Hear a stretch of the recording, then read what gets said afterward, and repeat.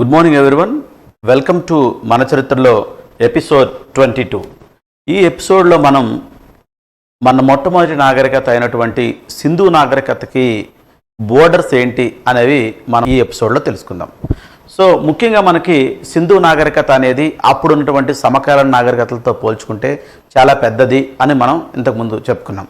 అయితే మనకి ఎంత పెద్దది అంటే ఇది సుమారుగా 13 లక్షల స్క్వేర్ కిలోమీటర్స్, అంటే 13 లక్షల చదరపు కిలోమీటర్ల విస్తీర్ణంలో ఈ సింధు నాగరికత అనేది 5000 సంవత్సరాల క్రితం వెలసిల్లింది, లేదా క్రీస్తుపూర్వం 3000లో మనకి వెలసిల్లినట్టు తెలుస్తుంది. అయితే సింధు నాగరికత బోర్డర్స్ని మనం చూసినట్టయితే మనకి అది ఎంత పెద్దని తెలుస్తుంది. మనకి ఉత్తరం వైపు అంటే నార్థర్న్ బోర్డర్ మనం చూసుకుంటే అది మనకి మండా అనే ప్లేస్ మనకి ఉత్తర దిక్కునున్నటువంటి సరిహద్దు. ఈ మండా అనేది ప్రస్తుతం జమ్మూ కాశ్మీర్లో ఉంది. ఇది చినాబ్ నది దగ్గర ఉంది. మనకు చినాబ్ అనేది మీకు తెలుసు సింధు నదికి ఉపనది, ట్రిబ్యూటరీ ఆఫ్ సింధు. ఏది? చినాబ్ అనేది మనం చెప్పుకున్నాం. ఇండస్కి జీలం, చినాబ్, రావి, బియాస్, సట్లెజ్ అనేవి ఉపనదులు అనేవి. అయితే మనకి ఉత్తరం వైపున సరిహద్దు మండా, ఇది చినాబ్ నది ఒడ్డున ఉంది. అయితే ఇకపోతే మనకి దక్షిణ వైపుకి వస్తే, అంటే మనం ఉత్తరం వైపు నుంచి మనకు దక్షిణ వైపుకి వస్తే, కిందకు వస్తే మనకి దైమాబాద్ ఇన్ మహారాష్ట్ర. సో ఈ దైమాబాద్ అనేది మనకి ప్రవర నది ఒడ్డున ఉంది.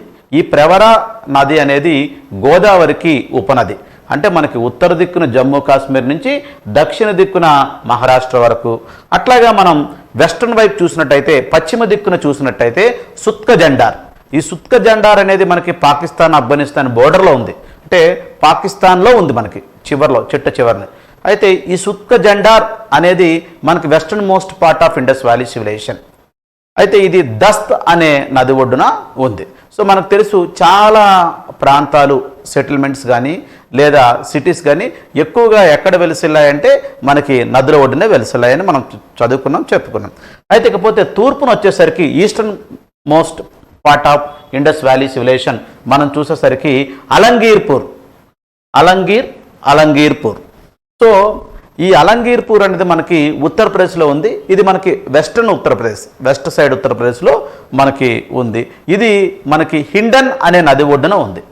సో హిండన్ అనే రివర్ ఏదైతే ఉందో అది మనకి యమునా నదికి ఉపనది, అది ట్రిబ్యూటరీ ఆఫ్ యమునా. ఏది? హిండన్ అనేది. ఇట్లా మనకి 4 వైపులా 4 బోర్డర్లు. మనం ఈ ప్రాంతాన్ని మనం చూస్తే మనకు అర్థమవుతుంది ఇండస్ వ్యాలీ సివిలైజేషన్ అనేది ఎంత పెద్దదో అని చెప్పి.